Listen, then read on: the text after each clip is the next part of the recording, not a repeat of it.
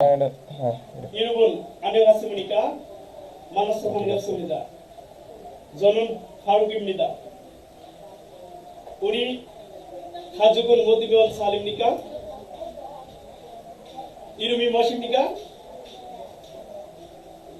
সবার নাম বলতে বলেন পারেন না জি জি স্যার আচ্ছা এখন দেখেন যে আমরা সবার আগে যে কুরিয়াতে যখন আমরা যাব তখন আমরা সবার আগে তাদের সম্মুখীন যখন হব তখন আপনাকে প্রশ্ন করবে সর্বপ্রথম দেখার সাথে সাথে ইরবুন আনিও হাসিমনিকা বা আনিও হাসিয়া আপনি বলবেন আপনার নাম জনুন ফারুকিন নিদা মানাস ফাঙ্গাস সুনিদা সাক্ষাতে খুশি হলাম আপনাকে প্রশ্ন করবে উনারা সালাম ইমনিকা মানে কোন দেশ থেকে এসেছেন আপনি বলবেন বাংলাদেশি সালাম ইমনিকা সেই সূত্রবাদে আমি আমার পরিচয় দিই ময়মনসিংহ কোরিয়ান ল্যাঙ্গুয়েজ ট্রেনিং সেন্টারের শিক্ষা পরিবারের পক্ষ থেকে আমি প্রতিষ্ঠাতা পরিচালক ও সিনিয়র প্রশিক্ষক কৃষিবিদ ফারুক আহমেদ আজকে আপনাদের সাথে আমাদের যে টপিক নিয়ে আলোচনা করব সেই টপিকটা হলো যে আজকে যে টপিকটা নিয়ে আলোচনা করব সেই টপিকটা হলো যে আমরা কোরিয়ান উচ্চারণগত রুলস কোরিয়ান ভাষা আমরা কিভাবে উচ্চারণ করব এবং কিভাবে আমরা রিডিং শিখব এবং রিডিং শেখার কৌশল সম্পর্কে আমরা আজকের ক্লাসে ইনশাআল্লাহ এই মাত্র 10 মিনিটের ক্লাসে শেষ করব তো সর্বপ্রথম যে কোরিয়ার আমরা জানি যে প্রতিটি ভাষারই বর্ণমালা আছে এরকম কোরিয়ান বর্ণমালা কয়টি 40টি বর্ণমালা সেই সূত্রবাদে যুক্ত স্বরবর্ণ হলো কয়টি স্বরবর্ণ হলো 11টি না 10টি স্বরবর্ণ 10টি যুক্ত স্বরবর্ণ 11টি ব্যঞ্জন বর্ণ 14টি যুক্ত ব্যঞ্জন বর্ণ হলো 5টি তাহলে মোট কয়টি থাকে 40টি আর এই বর্ণমালা আবিষ্কার করেন কে মহারাজা কিং সেজং এই মহারাজা কিং সেজং তার আবিষ্কৃত বর্ণমালা আর আমরা আজকে কি করব এটার উপর ভিত্তি করে আমরা কোরিয়ান ভাষা বর্ণ শিখব তারপরে আমরা শিখব কি বাক্য গঠন শব্দ শিখব বাক্য গঠন করা শিখব আমরা বাক্য ইতিমধ্যে আমরা কোরিয়ান ভাষায় কিভাবে উচ্চারণ করা যায় শুদ্ধভাবে উচ্চারণ করা যায় আমরা শিখেছি আজকে আমরা শুদ্ধভাবে কিভাবে কোরিয়ান ভাষা উচ্চারণ করা যায় কয়েকটা কৌশল বা আজকে ক্লাসে আমরা এটা জানবো হ্যাঁ কয়েকটা কৌশল সম্বন্ধে রুল সম্বন্ধে সর্বপ্রথম বাচ্চিম আমরা বাচ্চিম পড়ছি না আমরা সবাই বলেন তো বাচ্চিম কি স্বরবর্ণ এবং সমন্বয় করার সময় যে ব্যঞ্জনবর্ণ কোন শব্দের নিচে বসে তাকে বাচ্চিম বলে তাহলে বাচ্চিম কয় প্রকার দুই প্রকার একটা বলেছে একক বাচ্চিম আর হচ্ছে জোড়া বাচ্চিম যেহেতু আমরা বাঙালি আমরা বাংলা ভাষা শিখবো বাংলা ভাষার মাধ্যমে আমরা কোরিয়ান ভাষা শিখবো তাই একক বাচ্চিম কাকে বলে একটি মাত্র ব্যঞ্জনবর্ণ কোন শব্দের নিচে বসলে সেটা কি হয় একক বাচ্চিম আমরা ইতিমধ্যে আরো শিখেছি যে তিনটি ব্যঞ্জনবর্ণ কখনো বাচ্চিম হিসেবে বসে না নিচে বসবে না সেটা কি কি বলেন শান দিগু শান বিউ শান জিউ শান জিউ তো প চ আমি বলছি কি তো প চ এরা কখনো বাচ্চিম হিসেবে বসবে না প্রিয় শিক্ষার্থীরা আমরা যদি এগুলো মনে রাখি তাহলে আর এই 19টার মধ্যে 19টা ব্যঞ্জনবর্ণের মধ্যে কয়টা বাকি থাকে কোন তো 16টা আর এই 16টা ব্যঞ্জনবর্ণের বাচ্চিম উচ্চারণ হবে 7 রকমের কয় রকমের 7 রকমের আমরা এটা শিখেছি 7 রকমের বাচ্চিম তালিকা আমরা শিখেছি 7 রকমের বাচ্চিম তালিকা আমরা শিখেছি আর স্বরবর্ণ কখনো বাচ্চিম হিসেবে বসে না এটা আমরা শিখেছি স্বরবর্ণ কখনো কি হয় কি হিসেবে বসে না বাচ্চিম হিসেবে বসে না স্বরবর্ণ কখনো বাচ্চিম হিসেবে বসে না এটাও শিখেছি তিনটা ব্যঞ্জনবর্ণ কখনো বাচ্চিম হিসেবে বসে না সেটা কি কি বলছি তো প চ শান দিগু শান বিউ আর হচ্ছে কি শান জিউ এই তিনটি কখনো বাচ্চিম হিসেবে বসে না শিখছি এখন বাচ্চিমের রুলস গুলো যা আমরা বলছি একক বাচ্চিমের ক্ষেত্রে যে বাচ্চিমের পরে যদি ইয়ং থাকে তাহলে বাচ্চিম বর্ণ মূল উচ্চারণ হবে এটা গেল তারপরে শিখছি বাচ্চিম বর্ণ এবং বাচ্চিমের পরের বর্ণ যদি একই থাকে তাহলে কি বর্ণ হবে যুক্ত বর্ণ হবে যেমন কি মানাদা এটা কি এটা মানাদা তো কি দেখা করা মানাদা তো কি দেখা করা আর কি বাচ্চিম বর্ণ এবং বাচ্চিমের পরের বর্ণ যদি একই থাকে তাহলে যুক্ত বর্ণ হবে এটা শিখেছি তারপরে শিখেছি যে জোড়া বাচ্চিমের ক্ষেত্রে আমরা শিখেছি যে বাচ্চিমের জোড়া বাচ্চিমের ক্ষেত্রে যদি ইয়ং থাকে জোড়া বাচ্চিমের পরে যদি ইয়ং থাকে প্রথম বর্ণটা বাচ্চিম হিসেবে উচ্চারণ করবে আর দ্বিতীয় বর্ণটা মূল উচ্চারণ হবে বরং কি বলছি প্রথম বর্ণটা বাচ্চিম হিসেবে উচ্চারণ হবে আর দ্বিতীয় বর্ণটি মূল উচ্চারণ হবে শিখছেন এটা আমরা প্রথম বর্ণটি বাচ্চিম দ্বিতীয় বর্ণটি মূল উচ্চারণ এই ক্ষেত্রে মনে করেন আমরা আমরা একটা উদাহরণ দিচ্ছি, যেমন যদি এরকম থাকে তাহলে কি হবে, তাহলে এই উচ্চারণ হবে কি, বাচিমের পরে যদি ইয়ং থাকে এই সূত্র ধরে, তাহলে এটা হবে কি ময়কার মাল ল, তাহলে মাল পরে কি হবে মা, ময়কার মা, এটা হচ্ছে মূল উচ্চারণ। বাচিমের পরে যদি ইয়ং থাকে তাহলে বাচিম বর্ণ মূল উচ্চারণ হবে।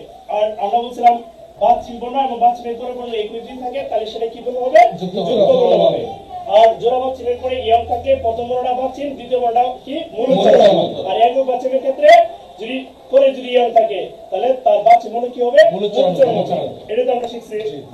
পরে আমরা শিখেছি যে ভেরি ভেরি ইম্পর্টেন্ট রুলস হলো এই যে এই ক্ষেত্রে আজকে আমরা দেখলাম যে দেখেন এই থিউদ বাচিমের ক্ষেত্রে, দ্বিগুদ বাচিমের ক্ষেত্রে এবং এই হিউদ এরা যদি বাচিমের পরে যদি ইয়ং বসে, তাদের পরে যদি ইয়ং বসে তাহলে কি উচ্চারণ হবে, ক্লিয়ার করেন। যে দেখেন আমি কিছুক্ষণ আগে লিখছিলাম, যেমন এটাই কি হবে খাচ্ছি, কেন বলছি যে এটা থেকে থিউদ বাচিমের পরে যদি ইয়ং বসে তাহলে থয়ের উচ্চারণ কিসের মতো হবে, থয়ের উচ্চারণ ছয়ের মতো। তাহলে এটা হবে খাচ্ছি, কয়েকটা খা তারপর ছয় যাচ্ছি, খাচ্ছি অর্থাৎ একসাথে, খাচ্ছি অর্থাৎ কি একসাথে খাচ্ছি। পরে দেন এটা যদি বলছিলাম এটা কি, এটার পরে যদি ইয়ং থাকে তাহলে কি হবে, এটা হবে কি দেন যদি থাকে কয়েকটা থা তাহলে কি হবে খাজা, তাহলে খাজি হবে, এটা কি হবে খাজি, কয়েকটা থা বর্গা জেসেছি বা খাজি। তাহলে যে দ্বিগুদ বাচিমের পরে ইয়ং থাকলে, দ্বিগুদ বাচিমের পরে যদি ইয়ং থাকে তাহলে এই দয়ের উচ্চারণ কিসের মতো হবে, জয়ের মতো হবে। জ বর্গের যোজনা বলে আমরা জয়ের মতো হবে, কেন মতো হবে, জয়ের মতো হবে। আর থিউদ বাচিমের পরে ইয়ং থাকলে সেটার উচ্চারণ হবে ছয়ের মতো, এইজন্য এটা খাচ্ছি। আর এটা হবে তাহলে কি থাজি, এটা হবে থাজি। সেম আরেকটা হিউদ বাচিমের পরে যদি ইয়ং থাকে, এই যে হিউদ বাচিমের পরে যদি ইয়ং থাকে তাহলে বয়ের উচ্চারণ হবে না। যেমন এই যে দেখেন এটা হচ্ছে কি সুহাদা, কি এটা বলছি সুহাদা, এই যে সুয়া বলছে সুয়াদা, এই যে সুয়াদা, তাহলে এটা কি হবে সুয়াদা, সুয়েদা সু পরে বয়ের উচ্চারণ হবে না, এইজন্য এটা হবে কি সু পরে সে কি আ তারপর সে জায়গা দা, সুয়াদা, এটা সুয়াদা, সবাই বলেন সুয়াদা। বয়ের উচ্চারণ কি হলো না, হলো না। তাহলে আমরা তিনটা রুল শিখছি আজকে, ভেরি ভেরি ইম্পর্টেন্ট। যদি এইটি মনোযোগ দিয়ে শিখেন তাহলে কোরিয়ান ভাষা রিডিং করতে কোনো সমস্যা হবে না ইনশাআল্লাহ।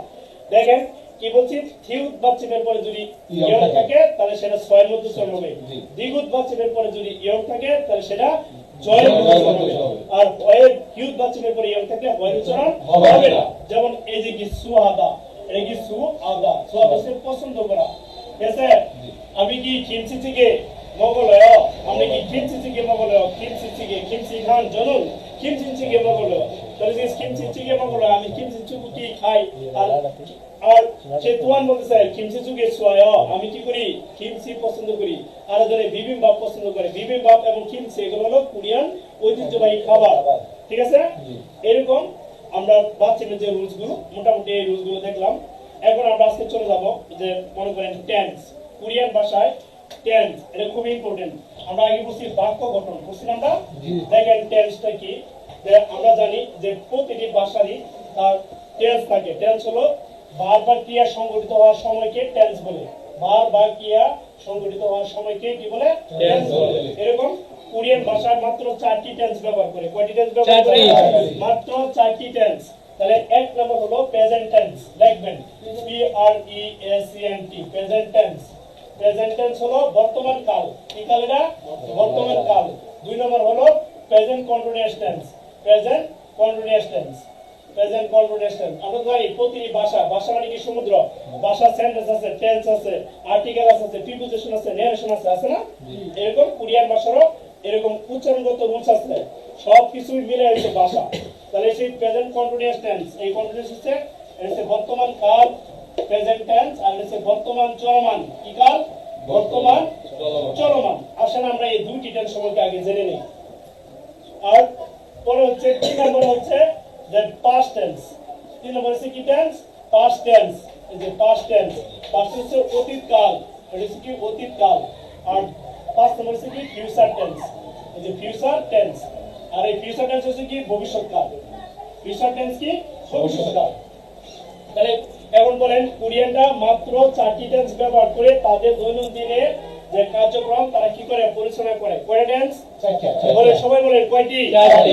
চারটি টেন্সের নাম বলেন। Present tense, present continuous tense. এটা হচ্ছে কি প্রেজেন্ট টেন্স বর্তমান কাল, আর হচ্ছে বর্তমান চলমান, বর্তমান চলমান হচ্ছে পাস্ট টেন্স অতীত কাল, আর হচ্ছে কি ফিউচার টেন্স ভবিষ্যৎ কাল। এখন দেখবেন যে প্রেজেন্ট টেন্সটা পি আর ই, এই যে প্রেজেন্ট টেন্স, এই প্রেজেন্ট টেন্স হলো আমাদের কি কাল? বর্তমান কাল। এরকম একটা ঘটনা আছে না? আমরা দেখেন শিখছিলাম কি সাবজেক্ট প্লাস অবজেক্ট প্লাস, পরে দেখেন অবজেক্ট প্লাস, পরে কি বার প্লাস, এই যে বার প্লাস, পরে কি শিখছিলাম? মুনিদা উবলিক সুনিদা, এই কি মুনিদা উবলিক সুনিদা। তাহলে দেখেন মুনিদা উবলিক সুনিদা, এটা আমরা শিখছিলাম যে আমরা হ্যাবোধক বাক্য গঠনে অ্যাফারমেটিভ আর নেগেটিভ। অ্যাফারমেটিভে আমরা এই ঘটনা শিখছিলাম সাবজেক্ট প্লাস অবজেক্ট প্লাস বার plus, subject plus object plus বার প্লাস মুনিদা উবলিক সুনিদা। আমি শিখেছিলাম যে বাচিন, যদি শব্দের শেষে বাচিন থাকলে, এই যে শব্দের শেষে বাচিন থাকিলে, শব্দের শেষে বাচিন থাকিলে সুনিদা, শব্দের শেষে বাচিন থাকলে কি হবে? সুনিদা। আর শব্দের শেষে বাচিন থাকলে সুনিদা, আর শব্দের শেষে বাচিন না থাকলে বাচিন এসে না থাকলে, শব্দের শেষে বাচিন না থাকলে হবে মুনিদা। তাহলে সুনিদা এবং মুনিদা হবে। এর আগে আমরা শিখছিলাম সাবজেক্টের পার্টিকেল। আমরা আগে পার্টিকেল বুঝছি না? সাবজেক্ট পার্টিকেল বুঝছি, অবজেক্ট পার্টিকেল বুঝছি, তারপরে আমরা এখন পড়তেছি ভার্বের পার্টিকেল। আর বর্তমান কাল কি? বর্তমান কালে কোনো কাজ সংঘটিত হয় এমন বোঝাতে। যেমন আমরা এখন কি করতেছি? কোরিয়ান ভাষা অধ্যয়ন করিতেছি। কি করতেছি? কোরিয়ান ভাষা অধ্যয়ন করিতেছি। লাইক আমরা, এই যে আমরা কোরিয়ান ভাষা অধ্যয়ন করিতেছি। কোরিয়ান ভাষা সবাই যোগ করবেন। কোরিয়ান ভাষা অধ্যয়ন করিতেছি। দেখেন এই যে অধ্যয়ন করিতেছি, এটা তেছিও না, করি। সবাই আমরা মিলে কি করি? কোরিয়ান ভাষা অধ্যয়ন করি। আমরা কি করি? কোরিয়ান ভাষা অধ্যয়ন করি। এখন দেখেন কুড়ি, এখানে আমরা সবাই কুড়ি, কুড়ি মানে আমরা। তাহলে এটা পার্টিকেলে কি হবে? 22। তাহলে সাবজেক্ট পার্টিকেলে কি হবে? এর সে টপিক কি হবে? উরি নুন, বললাম না?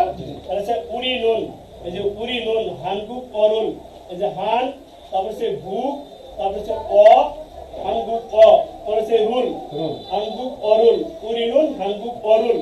পরে দেন কি? খুঙ্গু হামনিদা, এই যে খুং, তারপর সে গু, এই যে খুঙ্গু হামনিদা। হামনিদা কেন হলো? হামনিদা কেন হলো? আমরা বলছি বাচিন থাকলে মনিদা, আর বাচিন না থাকলে সুমিদা। আর মনিদা সুমিদা কই পাইছি আমরা?